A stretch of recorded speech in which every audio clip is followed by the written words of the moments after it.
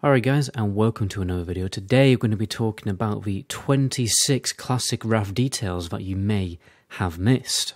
I have scoured every single interview, every single post to find as much information as possible, but do let me know in the comment section if I have missed anything.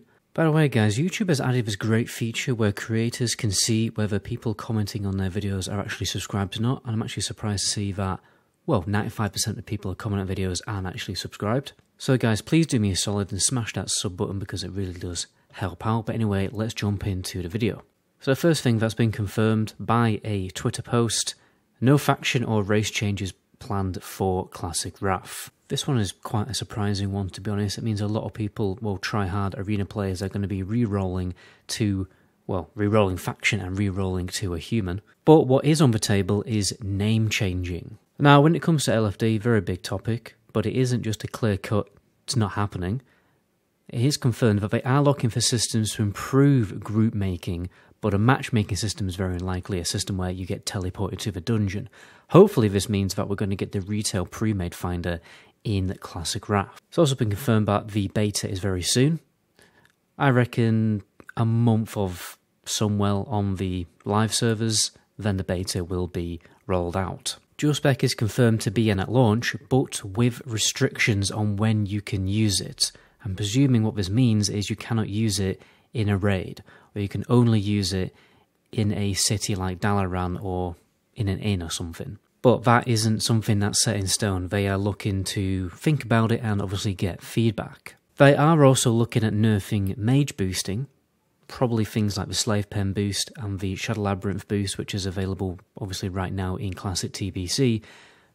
Basically trying to nerf all that gimmicky stuff like they did in Classic Season of Mastery by adding, well, an immunity to slows after a certain amount of time. Hopefully they will pull their pants up with that one, because obviously mage boosting isn't exactly the most ideal thing in the world. Blizzard have confirmed that they are aware of the potential issues surrounding Wintergrasp when it comes to faction imbalancing, and they are actually looking to issues to solve that issue, which is very nice to hear about.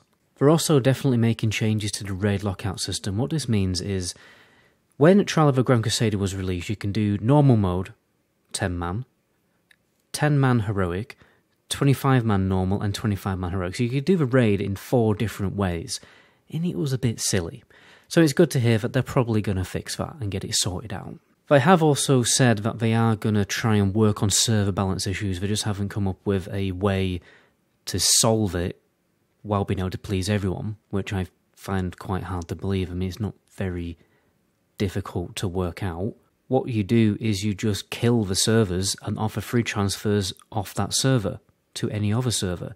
It's not exactly rocket science. The disenchant role is being totally removed from the game. The devs agreed that the 2-week pre-patch for TBC Classic was too short, and they're looking to possibly have a bit of a longer pre-patch. The absolute minimum it will be 2 weeks, but they're looking for a maximum of 6 weeks, so it's probably going to be somewhere snugly in the middle of that, a good month, which is, you know, good to hear. This will have enough time to gear up our Death Knights and get them ready for Wrath of the Lich King with gear and pre-prepping quests to turn in. FYI, there's going to be a mental video soon about what quests to prepare for Wrath of the Lich King on this channel, so again, good reason to stay tuned and subscribe.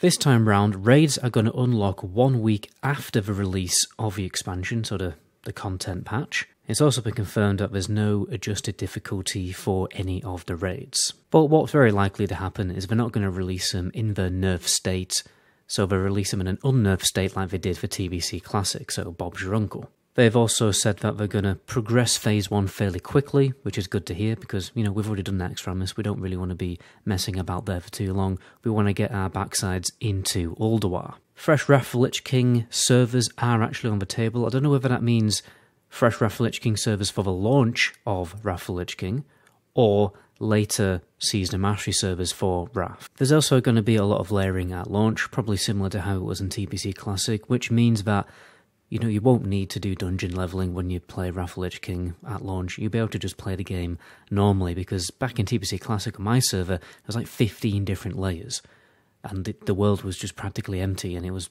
more than playable. So that's good to hear that they're doing that again. Now, towards the end of the video, you probably have heard about these details and changes. I'm going to go through them anyway because I want to cover absolutely everything in this video. So first of all, it's going to be a gender change option at the barber shop. Really looking forward to this because sometimes I do get bored of my gender and think, you know what, let's make my character look totally different for a few days. And we're also looking at including, well, first of all the customization options that you're going to get in the normal character creation menu, but also possibly more. Now, I don't know what more means, but I mean, look at retail. You can change eye color, you can add tattoos and stuff, so hopefully we'll get something like that because that would be pretty cool. It's been confirmed that there will be no account-wide achievements or mounts. There will also be arena individual rating rather than arena teams. Personally, I can't wait for that because I've always found it a bit of a faff making an arena team. It also costs gold. I mean, what's the point in that? Probably didn't need to hear this one, but the game will be shipped with the patch 3.3.5 patch. Now, Death Knights, they can be boosted, but you don't need a level 55 toon to make your first Death Knight. However, after your first Death Knight, the original Wrath restrictions for Death Knights will apply. That means you can't make a new Death Knight on a different server before getting level 55 on that server. The level 70 boost obviously is a thing. The thing that you might have missed is it is actually confirmed to be 1 per account. And the last thing, no TBC error planned at all, but maybe TBC Season Mastery later. And that, guys, is all of the details and changes that I've managed to find for Classic Wrath. Again, if I've missed anything, leave in the comment section down below and I'll pin it or something. Anyway, my name is MetaGoblin. To my next video. Ciao.